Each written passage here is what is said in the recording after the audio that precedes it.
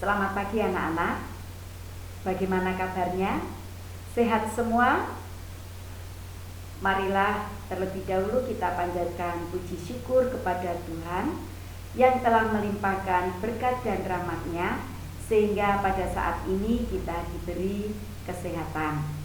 Jangan lupa berdoa setiap kali kita mau melakukan suatu kegiatan atau pekerjaan supaya kegiatan atau pekerjaan kita dapat berjalan dengan lancar. Dan jangan lupa untuk absen di e-learning. Untuk pertemuan kita pada saat ini, kita akan membahas materi perjalanan dinas atau bisnis pimpinan. Mempelajari materi ini tujuannya, pengetahuannya yang pertama, peserta didik dapat menjelaskan definisi perjalanan dinas atau itinerary. Yang kedua, peserta didik dapat mengidentifikasi dokumen perjalanan dinas. Ketiga, peserta didik dapat menjelaskan penyusunan perjalanan dinas. 4. Peserta didik dapat melaksanakan penyusunan perjalanan dinas. Untuk keterampilan yang pertama, peserta didik dapat melakukan identifikasi kebutuhan perjalanan dinas. 2. Peserta didik dapat menyiapkan kelengkapan data dan informasi dalam menyusun daftar perjalanan dinas. Yang ketiga, peserta didik dapat menyusun daftar perjalanan dinas. Yang pertama yang kita pelajari terlebih dahulu yaitu pengertian perjalanan dinas atau bisnis pimpinan. Yang dimaksud dengan perjalanan dinas adalah perjalanan yang dilakukan oleh karyawan atau pegawai suatu lembaga atau perusahaan yang berkaitan dengan tugas kedinasan suatu lembaga atau perusahaan. Yang dimaksud dengan tugas kedinasan adalah tugas yang berkaitan dengan kepentingan lembaga atau perusahaan yang bersangkutan. Pengertian dari perjalanan bisnis. Perjalanan bisnis adalah perjalanan yang dilakukan oleh karyawan atau pegawai suatu lembaga atau perusahaan yang berkaitan dengan kepentingan bisnis. Jadi, perjalanan bisnis atau dinas pimpinan adalah perjalanan yang dilakukan oleh pimpinan suatu lembaga atau perusahaan dalam rangka melaksanakan tugas kedinasan atau tugas bisnis perusahaan. Setelah pimpinan memberitahu perihal keberangkatannya, maka sekretaris harus memperhatikan hal-hal sebagai berikut. Yang pertama, tujuan perjalanan. Yang kedua, tanggal keberangkatan dan tanggal kembali. 3.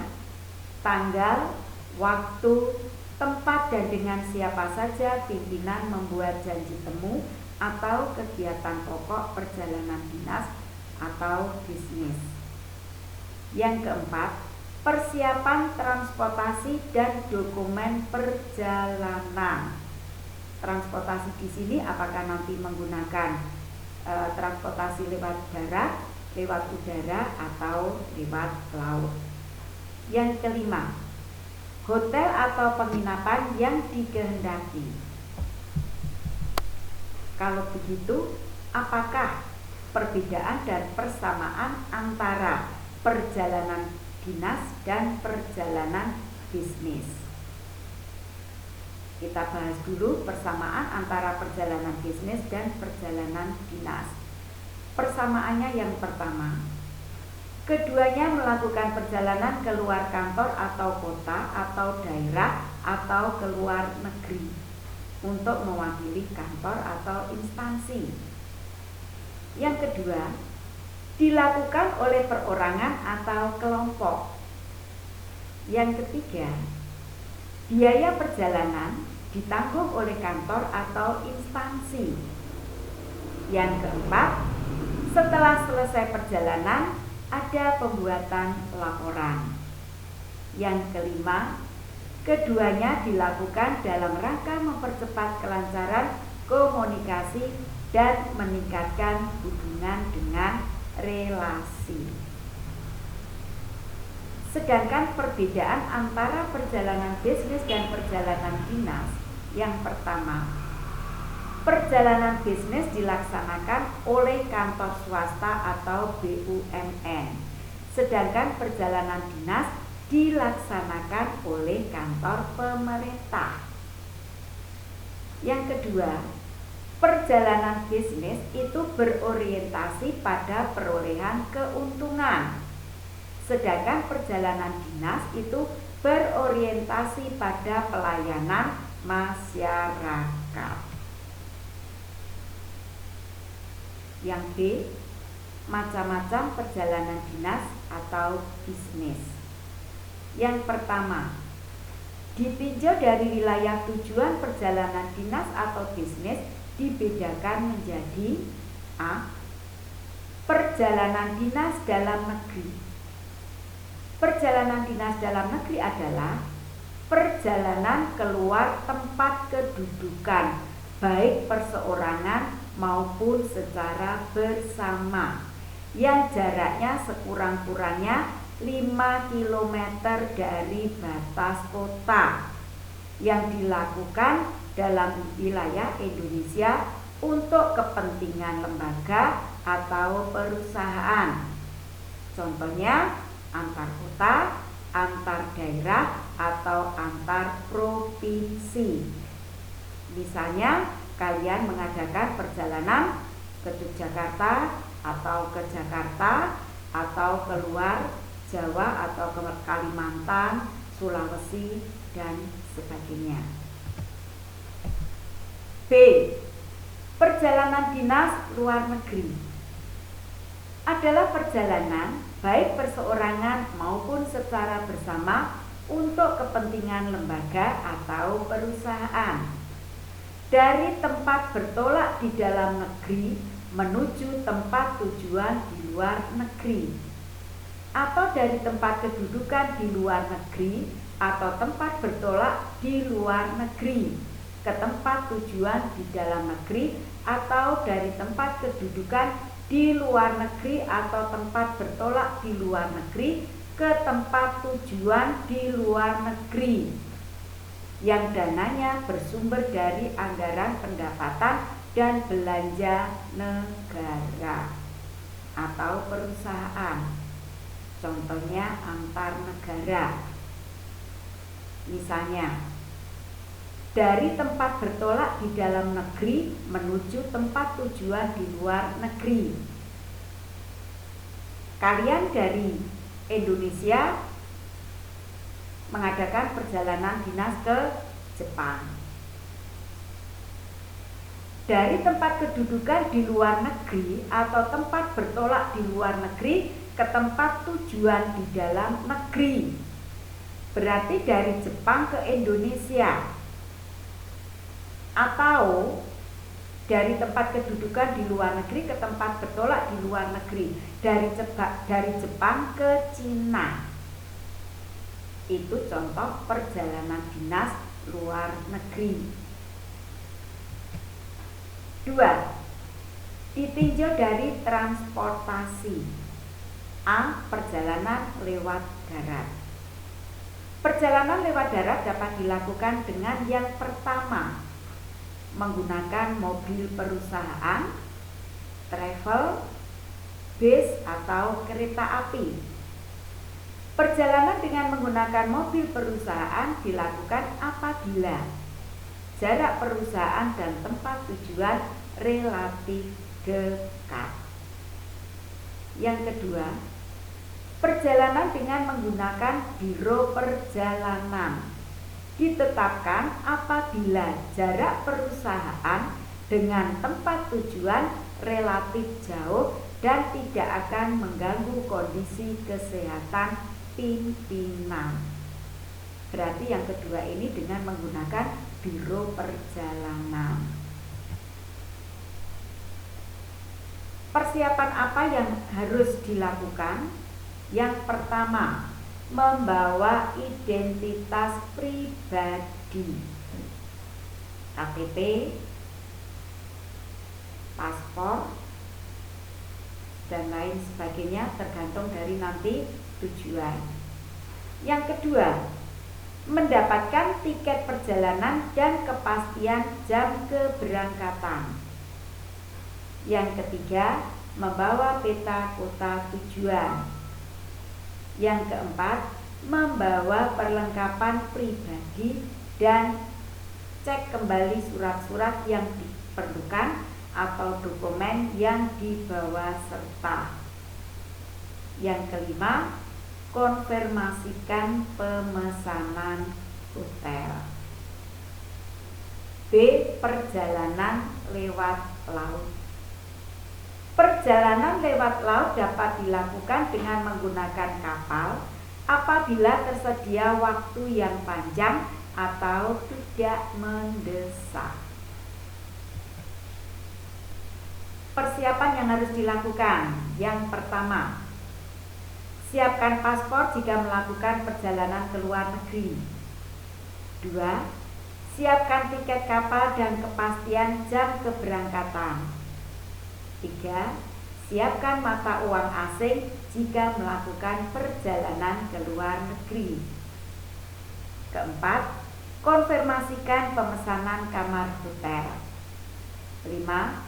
Membawa perlengkapan pribadi dan cek kembali. 6. Persiapkan surat-surat yang diperlukan atau dokumen yang akan dibawa. 7. Persiapkan daftar nama dan telepon yang akan dihubungi. 8. Usahakan penjemputan setiba di pelabuhan tujuan. C. Perjalanan lewat udara. Perjalanan bisnis pimpinan lewat udara dengan menggunakan fasilitas pesawat terbang.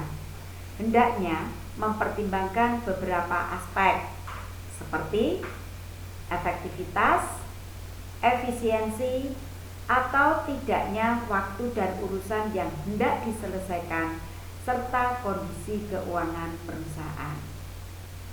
Apabila pimpinan memiliki waktu yang cukup longgar, serta lokasi yang harus ditempuh tidak begitu jauh, sebaiknya pimpinan menggunakan transportasi lewat darat saja agar lebih ekonomis.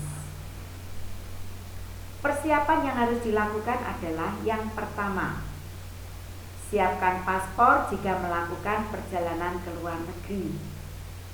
2. Siapkan tiket pesawat dan kepastian berangkat. 3. Siapkan mata uang asing jika melakukan perjalanan ke luar negeri. 4. Periksa koper yang dibawa dan pastikan agar tidak melebihi batas maksimum. 5. Konfirmasikan pemesanan kamar hotel. 6. Bawa perlengkapan pribadi dan cek kembali surat-surat yang diperlukan, dokumen yang harus dibawa. 7. Persiapkan daftar nama dan telepon yang akan dihubungi. 8. Usahakan penjemputan setiba di bandara tujuan. 3. Macam-macam perjalanan bisnis ditinjau dari tujuan. Perjalanan dinas atau bisnis dibedakan menjadi yang pertama, perjalanan bisnis untuk rapat kerja nasional atau rakernas. 2.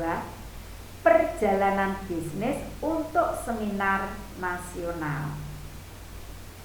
C. Perjalanan bisnis untuk kunjungan kerja. D. perjalanan bisnis untuk pendidikan dan latihan. E. Perjalanan bisnis untuk pelantikan. F. Perjalanan bisnis untuk pengadaan kerjasama. G. Perjalanan bisnis untuk kegiatan sosial. H. Perjalanan bisnis untuk tender. I. Perjalanan bisnis untuk acara seremonial. J. Perjalanan bisnis untuk monitoring dan evaluasi.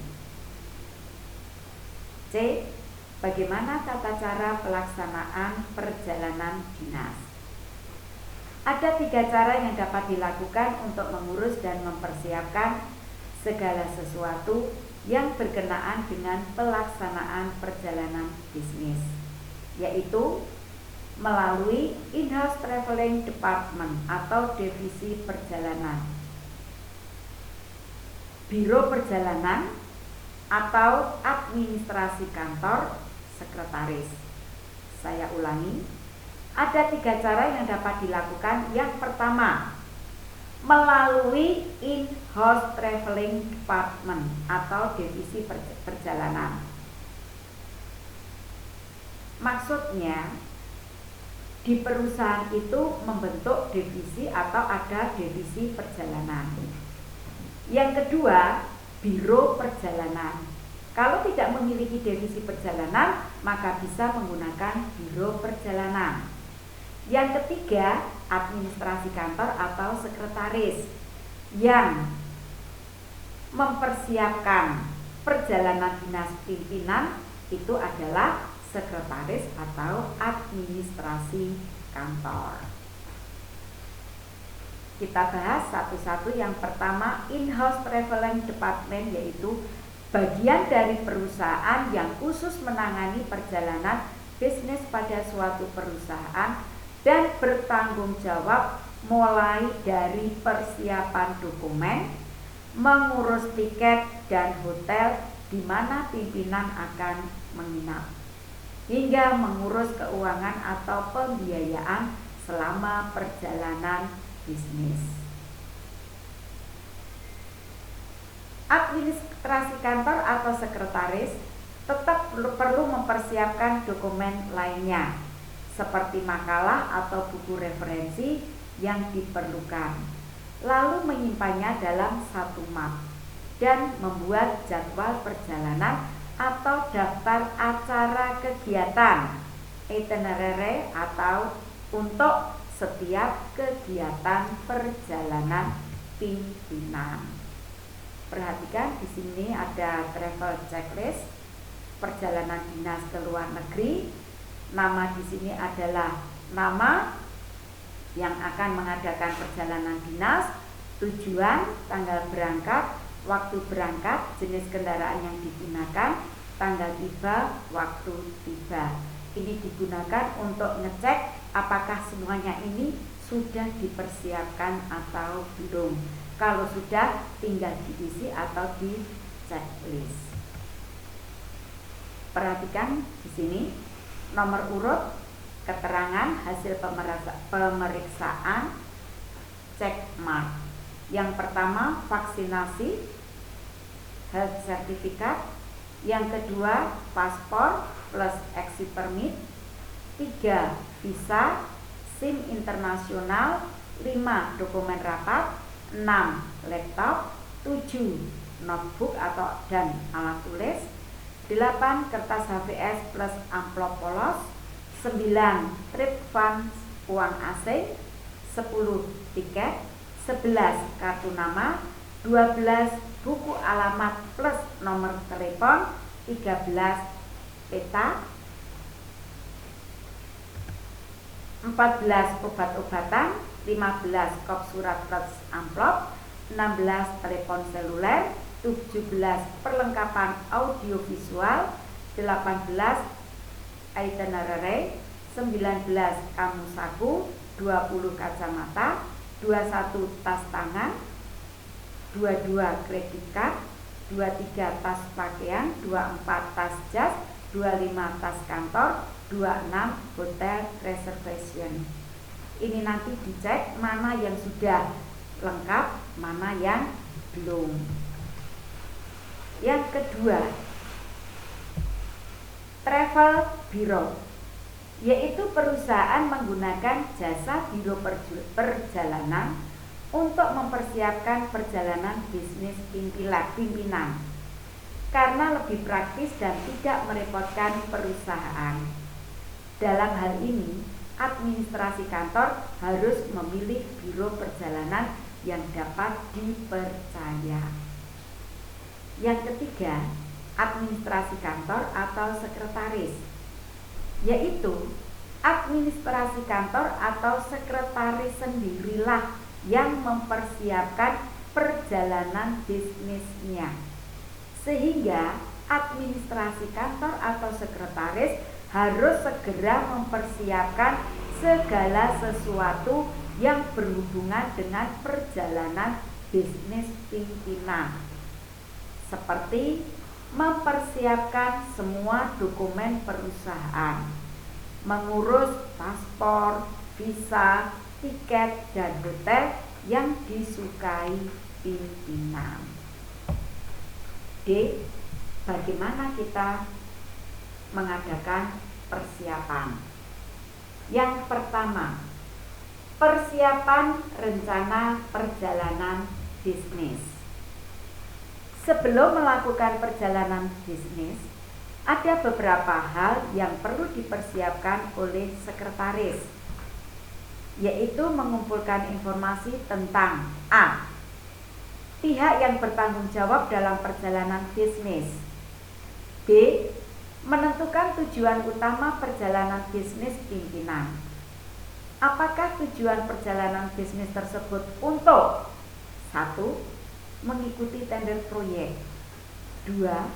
Mengikuti pertemuan bisnis dengan maksud mengadakan penjajakan kerjasama peluang bisnis dengan perusahaan lain. Yang ketiga, mengikuti seminar atau rapat kerja nasional. Keempat, mengikuti rapat umum pemegang saham. 5. Melakukan pembukaan kantor atau perusahaan cabang. 6.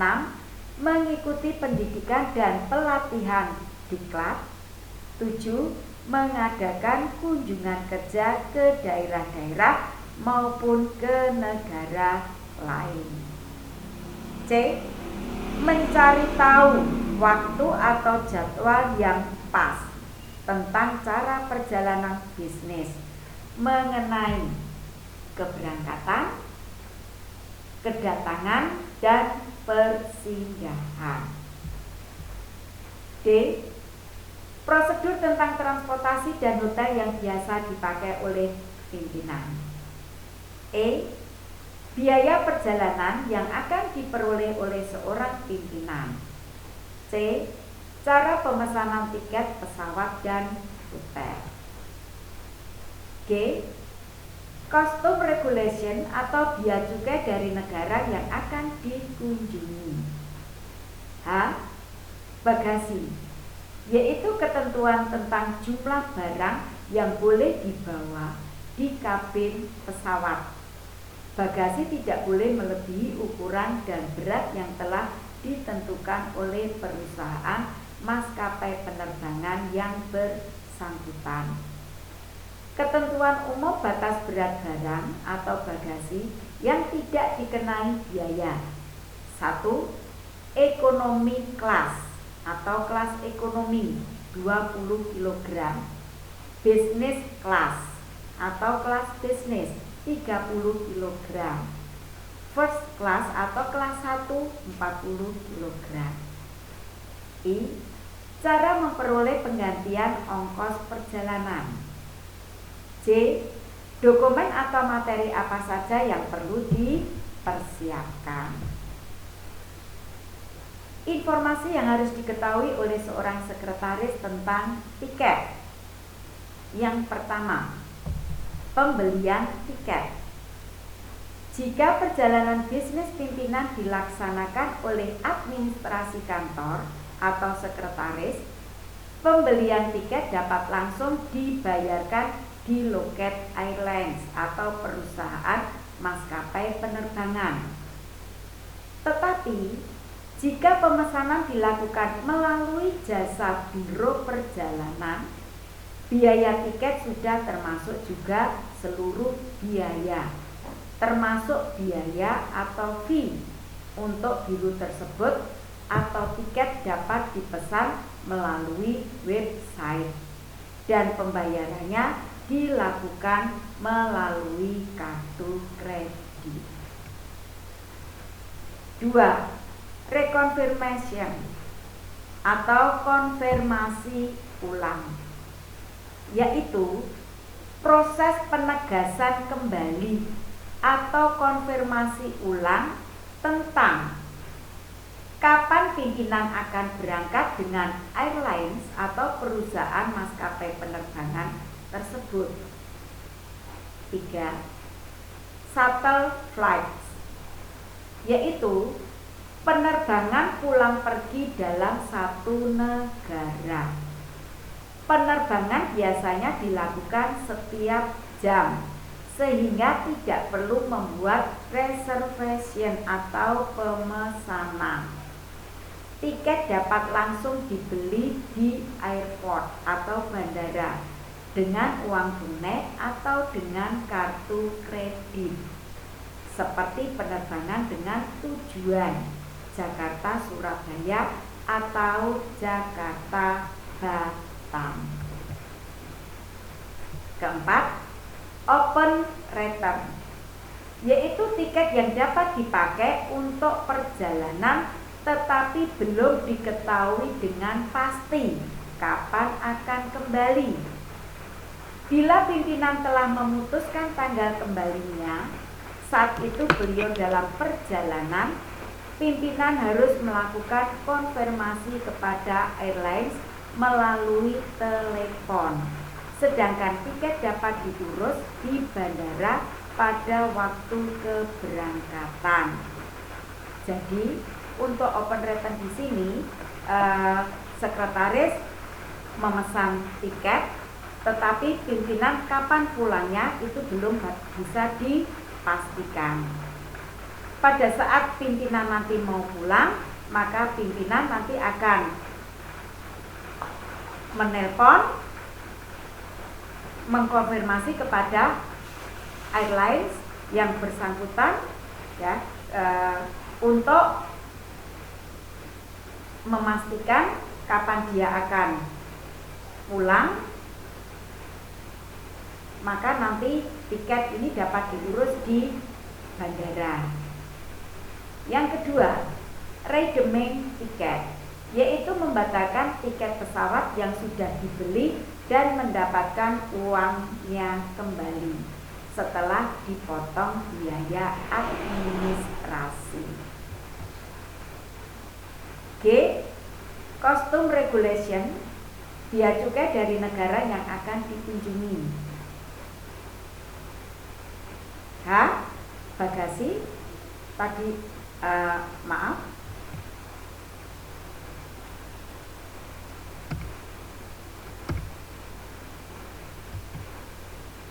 ya, H. Bagasi seperti tadi sudah dijelaskan. Untuk kelas ekonomi, berapa kilogram yang tidak boleh melebihi, kemudian kelas bisnis dan kelas 1. Kemudian cara memperoleh penggantian ongkos perjalanan, kemudian dokumen materi saja apa yang diperlukan. Yang kedua, persiapan dokumen perjalanan bisnis. Beberapa dokumen perjalanan dinas yang harus disiapkan sebelum melakukan perjalanan bisnis. Yang A yaitu dokumen internal. Dokumen yang diterbitkan oleh perusahaan atau lembaga yang bersangkutan. Dokumen internal dapat berupa surat tugas dan surat perintah perjalanan dinas atau SPPD. Surat tugas adalah surat yang dibuat oleh perusahaan atau kantor pemerintah yang memberikan informasi mengenai penugasan pimpinan untuk melakukan perjalanan dinas. 2.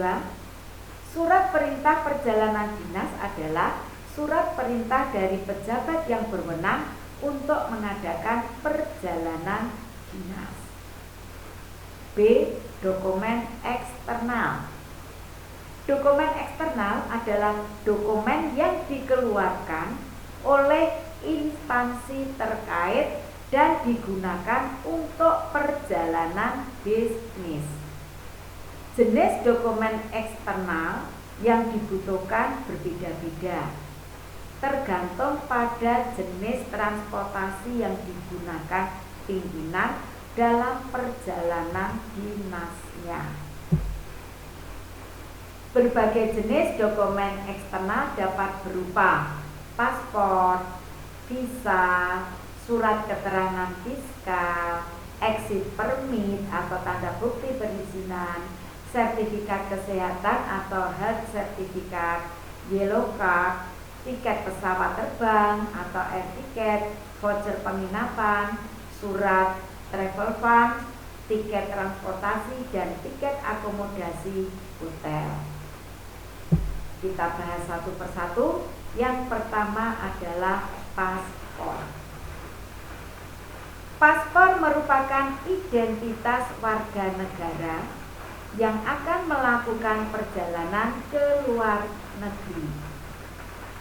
Paspor adalah sebuah buku kecil berisi identitas orang yang memegangnya dan berlaku sebagai tanda pengenal yang sah. Kalau di tempat kita, tanda pengenal yang sah itu adalah KTP. Paspor dapat digunakan berkali-kali sepanjang masih berlaku atau masih ada lembar untuk exit permit. Masa berlaku paspor adalah 5 tahun. Paspor yang digunakan untuk perjalanan kenegaraan diterbitkan oleh Departemen Luar Negeri. Sedangkan paspor untuk umum yang tidak digunakan untuk perjalanan kenegaraan diterbitkan oleh kantor imigrasi setempat. Pengurusan paspor dapat berlangsung selama 3 hari hingga 2 minggu. Untuk anak di bawah umur, paspor disatukan dengan paspor orang tua mereka. Dokumen yang diperlukan untuk membuat paspor antara lain: yang pertama, kartu penduduk atau KTP. B. Kartu keluarga atau KK. C. Ijazah pendidikan terakhir. D. Surat keterangan atau SK pengangkatan pegawai. E. Surat keterangan catatan kepolisian atau SKCK. F. Akta kelahiran. D. Surat tugas dari instansi terkait. Paspor memuat data yang berisi: A. Nomor paspor. 2. Nama pemegang paspor. C. Jenis kelamin. D. Kewarganegaraan. E. Tempat dan tanggal lahir. F. Tanggal dikeluarkannya paspor. G. Tanggal masa berlaku paspor. H. Kantor yang mengeluarkan paspor. I. Foto dari pemegang paspor. J. Alamat. K. Lembar untuk exit permit atau visa. Paspor dibagi menjadi 5 macam. Yang pertama atau A, paspor biasa atau normal paspor adalah paspor yang digunakan oleh masyarakat umum. Paspor biasanya bersampul warna hijau dan sering disebut paspor hijau. Paspor biasa diperoleh di kantor imigrasi setempat, ditulis dalam bahasa Indonesia dan masa berlakunya adalah 5 tahun. Contoh paspor biasa itu misalnya kalian mau mengadakan perjalanan piknik atau rekreasi ke Singapura, maka paspornya menggunakan paspor biasa. B. Paspor dinas. Paspor dinas adalah paspor untuk pegawai atau pejabat pemerintah yang melaksanakan tugas kenegaraan atau perjalanan dinas ke luar negeri. Paspor dinas bersampul warna biru dan sering disebut paspor biru. Pengurusan paspor ini dilakukan di Departemen Luar Negeri dan hanya untuk pejabat pemerintah. Masa berlaku paspor ini hingga 1 tahun atau lebih. Paspor ini ditulis dalam bahasa Indonesia dan bahasa Inggris. C. Paspor diplomatik adalah paspor yang digunakan oleh pejabat diplomatik seperti duta besar atau pejabat tertentu kedutaan. Paspor diplomatik bersampul warna hitam dan sering disebut paspor hitam. Paspor diplomatik dikeluarkan oleh Departemen Luar Negeri dan ditulis dalam bahasa Indonesia dan bahasa Inggris. D. Paspor haji. Paspor haji adalah paspor khusus untuk orang-orang yang akan menunaikan ibadah haji dan bersampul warna coklat. Paspor ini dapat diperoleh di Departemen Agama. Masa berlaku paspor sesuai dengan lamanya melakukan ibadah haji. Jadi, setelah selesai melaksanakan ibadah haji, maka paspor haji sudah tidak bisa digunakan lagi. Berikutnya adalah paspor khusus. Paspor khusus adalah paspor khusus untuk pejabat United Nations atau PBB dan biasanya mendapat perlakuan diplomatik. Ada 2 macam paspor khusus, yaitu bersampul warna merah untuk pejabat tinggi PBB dan bersampul warna biru muda untuk staf PBB. Untuk materi berikutnya yaitu E. Dokumen yang setara dengan paspor. Yang pertama, Seamanbook. Dokumen ini dipergunakan oleh para pelaut selama melaut dan dilengkapi dengan surat jaminan dari perusahaan pelayaran. Yang kedua, Certificate of Identity. Dokumen ini dipergunakan oleh para pengungsi. Jadi untuk para pengungsi itu memiliki identitas tersendiri. Namanya adalah Certificate of Identity. Yang kedua, visa.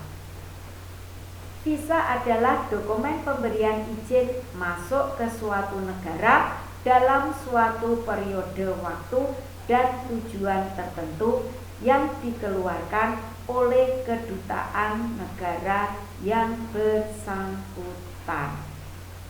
Jadi, kalau kalian mau ke luar negeri untuk masuk ke suatu negara atau dari luar negeri masuk ke Indonesia, maka orang itu harus memiliki visa. Macam-macam visa. A. Transit visa, yaitu visa biasa yang diberikan kepada seseorang yang singgah atau transit di suatu kota di negara tertentu. Biasanya hanya untuk 1-3 hari. Kemudian melanjutkan perjalanan kembali ke negara tujuan. Misalnya, kalian mau ke luar negeri. Mau ke luar negeri, tujuannya mau ke Jepang. Tetapi kalian singgah dulu ke Singapura. Maka visanya namanya adalah transit visa. Karena apa? Di situ di Singapura hanya transit paling lama selama 1-3 hari. Kemudian kalian melanjutkan kembali perjalanan menuju ke tujuan. Yang kedua yaitu turis visa, yaitu untuk orang-orang yang mengadakan perjalanan pariwisata. Di Indonesia, visa turis hanya berlaku untuk 2 bulan dan tidak diperpanjang secara otomatis. Apabila hendak memperpanjang visa, para turis harus keluar dulu dari Indonesia untuk meminta visa lagi dari Kedutaan Besar RI di luar negeri. Maksudnya, kalau kalian pergi ke Borobudur, kalian pergi ke Bali atau tempat wisata, di situ banyak sekali turis. Nah, turis-turis yang datang ke Indonesia itu mereka menggunakan visanya, namanya adalah turis visa, di mana visa untuk turis ini hanya berlaku untuk 2 bulan dan tidak dapat diperpanjang secara otomatis. Artinya, kalau mereka ingin memperpanjang tinggal di Indonesia, maka dia harus kembali lagi ke negaranya dulu untuk meminta visa lagi, baru nanti kembali ke Indonesia. C. Bisnis visa, yaitu visa untuk para pembisnis yang akan melakukan kunjungan bisnis atau urusan dagang ke suatu negara. Misalnya, kalian pergi ke luar negeri, misalnya tujuannya ke Cina, tetapi di sana itu tujuan kalian mau bisnis atau kalian mau dagang. Maka nanti visanya di sini namanya adalah bisnis visa. Yang D, diplomatic visa, yaitu visa yang diberikan kepada pejabat kedutaan, konsulat atau perwakilan suatu negara yang patut diberikan penghormatan atas dasar hukum dan pergaulan diplomatik internasional. Jadi visa yang diberikan kepada pejabat kedutaan, visanya namanya adalah diplomatic visa.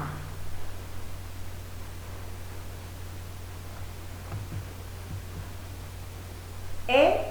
Official visa. Official visa yaitu visa yang diberikan kepada pejabat resmi suatu negara dalam hubungan internasional. Hal ini sebagai tanda persahabatan kedua negara. F. Imigran visa, yaitu visa yang diberikan kepada para imigran. Imigran merupakan orang-orang yang mengadakan perjalanan di suatu negara dan berkeinginan menetap di negara tersebut. Contoh, kalau misalnya nanti kalian ingin menetap ke luar negeri, contohnya tadi misalnya Cina, maka kalian nanti sebagai imigran, maka visa yang kalian pakai atau yang nanti akan kalian dapatkan itu namanya adalah imigran visa. Bagaimana mendapatkan visa itu? Syarat-syarat mendapatkan visa yang pertama, menunjukkan paspor yang masih berlaku. Berarti kalian harus menunjukkan paspor yang masih berlaku, baru kalian akan mendapatkan visa. Kalau belum punya paspor, tidak akan mendapatkan visa. Jadi visa akan diperoleh kalau kalian sudah mendapatkan atau kalian sudah memperoleh atau sudah mencari paspor. Yang kedua, B, mempunyai tanda bukti perizinan memasuki suatu negara berupa kertas yang ditempel atau dicap di paspor atau exit permit. C, sudah mempunyai tiket pulang pergi round trip tiket ke negara yang akan dikunjungi. D, membawa persiapan uang atau traveler's funds untuk menjamin keadaan selama di luar negeri. Pimpinan dapat menggunakan traveler funds. Traveler's funds dapat diperoleh dari bank dan dapat berupa traveler's check atau sejenis cek yang jumlah nominalnya berbeda-beda.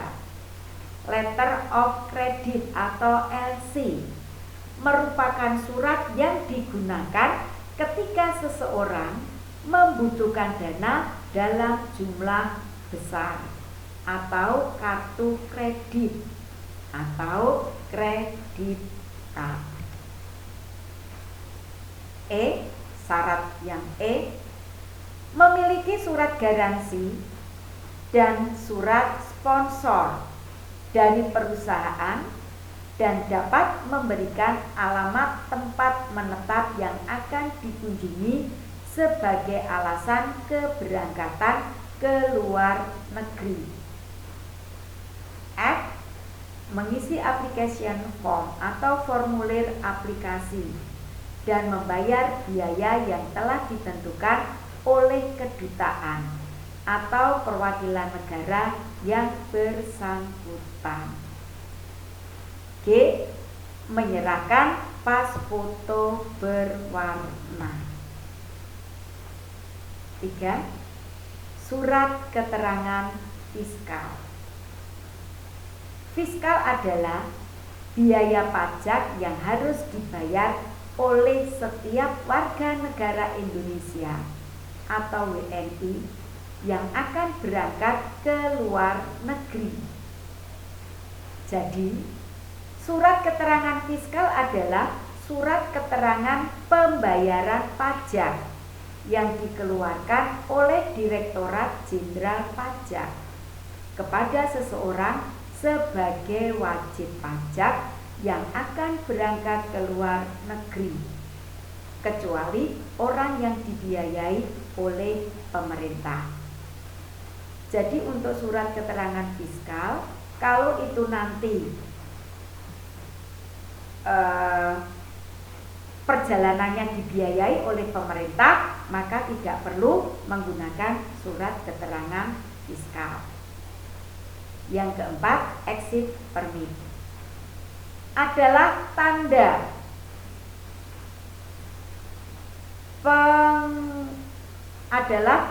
pengedahan berupa cap resmi untuk meninggalkan suatu negara yang tercantum dalam paspor dinas. Masa berlaku exit permit adalah 3 bulan atau sesuai visa.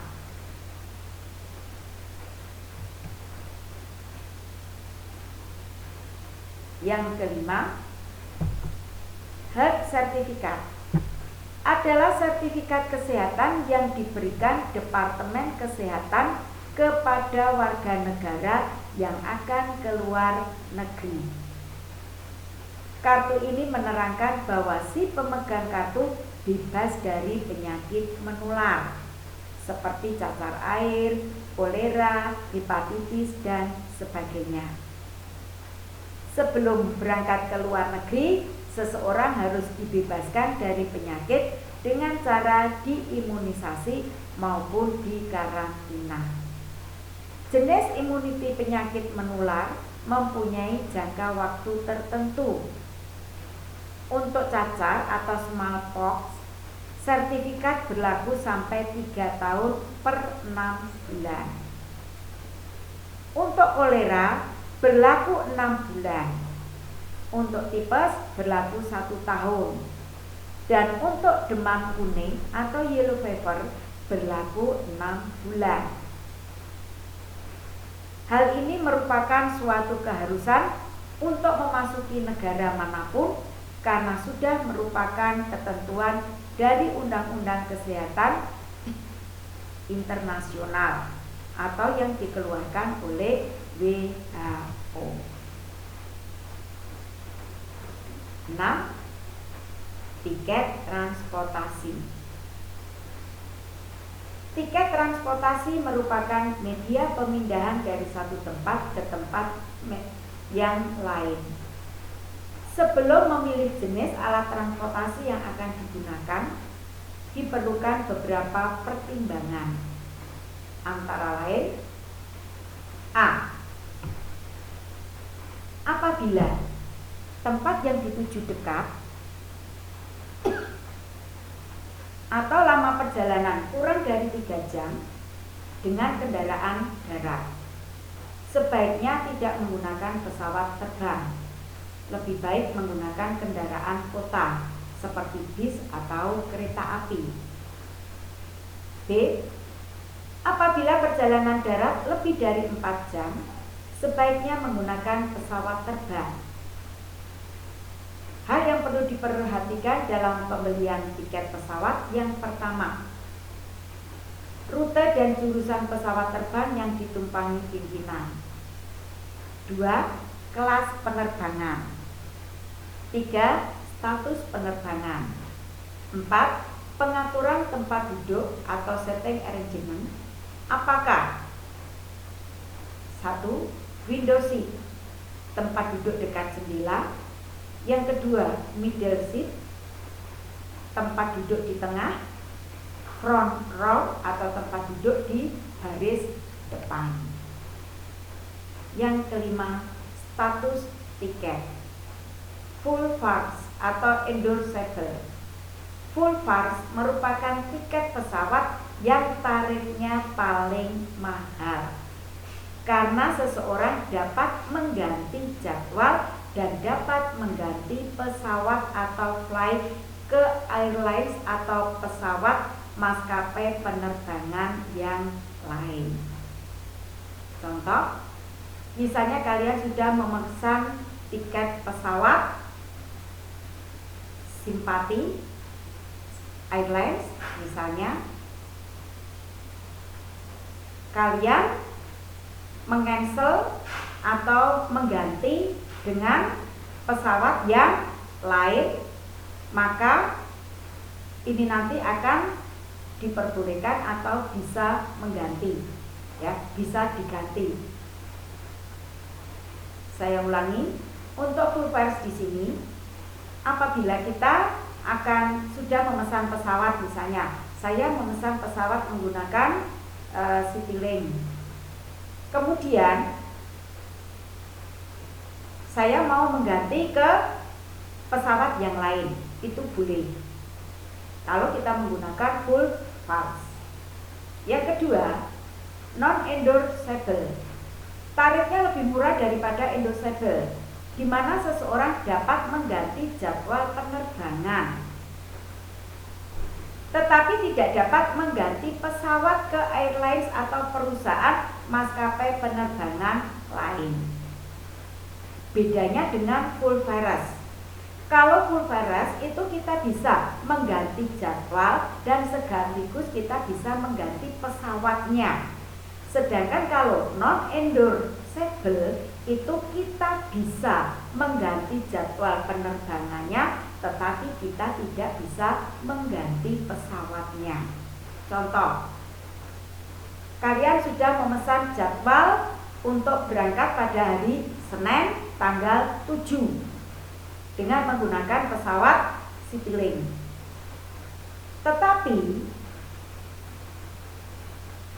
tanggal 7 itu kalian tidak jadi berangkat, berarti kalian cancel, kalian ganti, boleh. Tetapi kalian harus tetap menggunakan pesawat Citylink, tidak boleh ganti dengan pesawat yang lain. Kalau harinya bisa diganti dengan hari yang lain, itu non-endorsable. Yang ketiga, restricted. Jenis tiket ini tidak dapat diganti jadwal penerbangannya dan tidak dapat dilakukan penggantian flight, baik dari airlines atau perusahaan yang sama maupun airlines lain. Jadi, kalau yang restricted itu apa yang sudah kalian pesan, jadwalnya harinya apa, itu tidak bisa diganti dengan hari yang lain maupun dengan pesawat yang lain. Yang ketujuh, voucher penginapan. Sebelum pimpinan berangkat melaksanakan bisnis, sebaiknya administrasi kantor atau sekretaris harus sudah membeli voucher kamar hotel. Biasanya melalui biro perjalanan. Di dalam voucher sudah tercantum nama pemesan, nama hotel, nama kamar, tanggal masuk, dan tanggal keluar.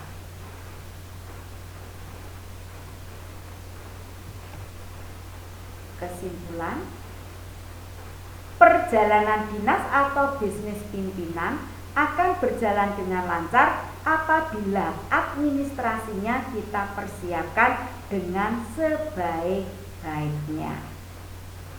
Demikian materi untuk perjalanan dinas atau bisnis pimpinan. Yang kita bahas di sini adalah tentang administrasinya. Sedangkan untuk materi berikutnya nanti kita akan membahas tentang akomodasinya. Demikianlah materi yang bisa saya sampaikan. Tetap semangat, jaga kesehatan, jaga jarak, tetap memakai masker, mencuci tangan dengan menggunakan sabun atau mencuci dengan sanitizer, menjaga imun, dan mengurangi kerumunan. Selamat pagi.